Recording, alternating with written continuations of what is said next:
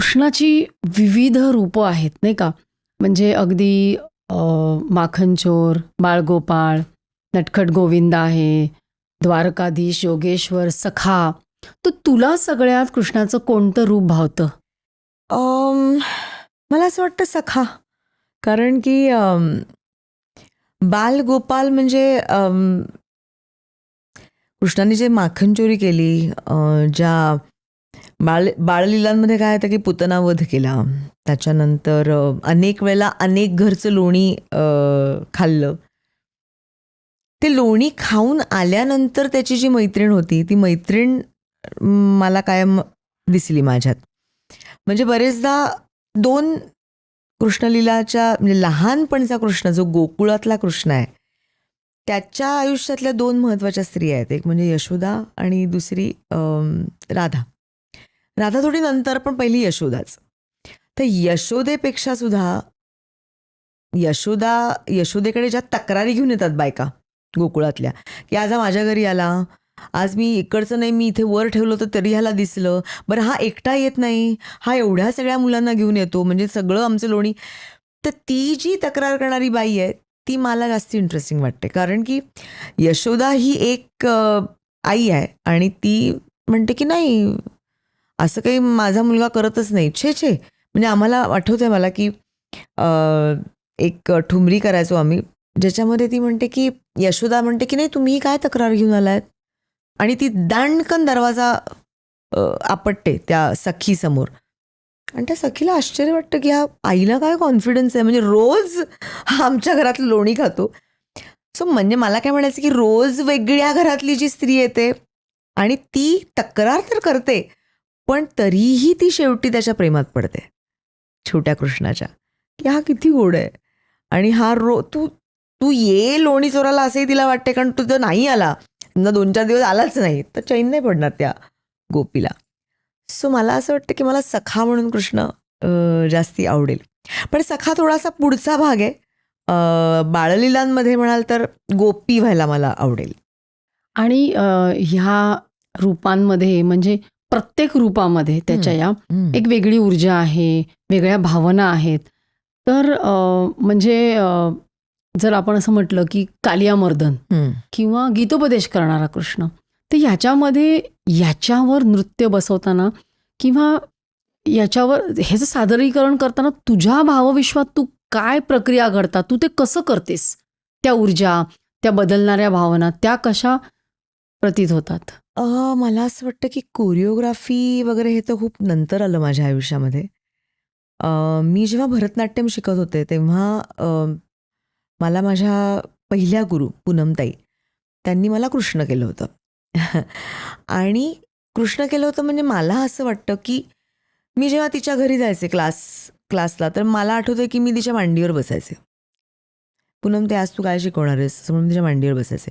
मग तिला म्हणायचे तुम्हाला ती जॅम ब्रेड दिलास तर मी करीन नाच.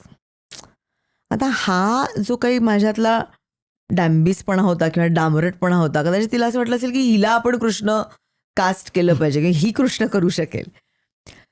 सो मला असं वाटतं मी ते पूर्ण श्रेय माझ्या पहिल्या गुरूंना देते, की मला त्यांनी, आणि कृष्ण, तू मुलगी आहेस आणि तू कृष्ण करतेयस, तर कृष्णाने कसं उभं राहिलं पाहिजे ह्याचं शिक्षणच मला खूप लहानपणापासून मिळालं. म्हणजे you are a boy, even if you are a girl, but you are playing एक मुलाचा रोल करतेयस. त्याच्यामुळे तुझं उभं राहणं, तुझं कमरेवर हात ठेवणं, तुझं चिडवणं, तुझं मस्ती करणं हे बॉयसारखं असलं पाहिजे.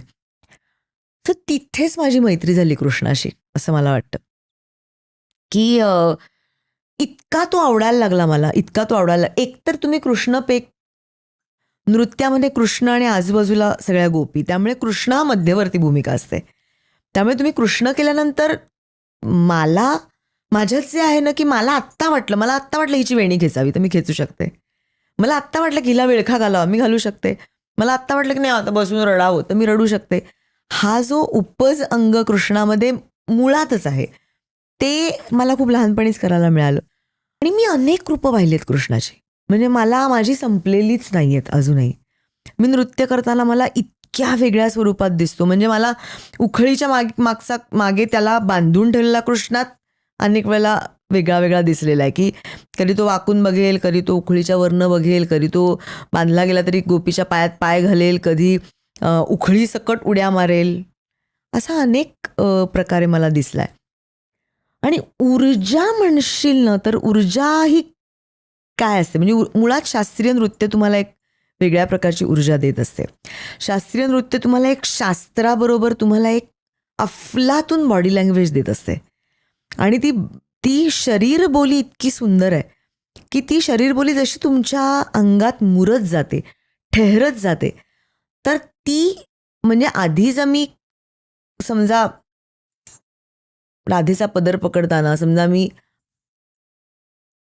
असं करत असेल, तर ती आता हा पकडणं आणि ही ऊर्जाच आहे. आता ही ऊर्जा काय आहे, तर ती करून करून आलेली ऊर्जा आहे. आणि ती स्वतःला जाणवण्यापेक्षा मला असं वाटतं की प्रेक्षकांना जाणवते. कारण कुठलंही नृत्य हे स्टोरी टेलिंग करत असतं. कुठलीही गोष्ट सांगताना तुम्हाला जर ती गोष्ट माहिती असेल, तुम्हाला ती कुठल्या भाषेत सांगायची ती भाषा माहिती असेल, तर ती ऊर्जा जनरेट होत असते. आणि या हृदयचे त्या हृदय. मला आत्ता माझ्यात एक डॅम्बिस कृष्ण आला, तर तू बघणाऱ्याला पण त्याच्यात तो डॅम्बिस कृष्ण आला पाहिजे. मलाच आत्ता माखन चोरी करणारा कृष्ण आला, तर समोरच्यात मला पण हे लोणी खावं असं वाटतंय, असं वाटलं पाहिजे. सो हे जे गिव्ह अँड टेक आहे, हे तुम्हाला हळूहळू कळायला लागतं. आणि त्याच्यासाठी you should be a very good story teller. आणि कृष्णाची भूमिका वठवताना ते तुम्हाला मिळत जातं असं मला वाटतं.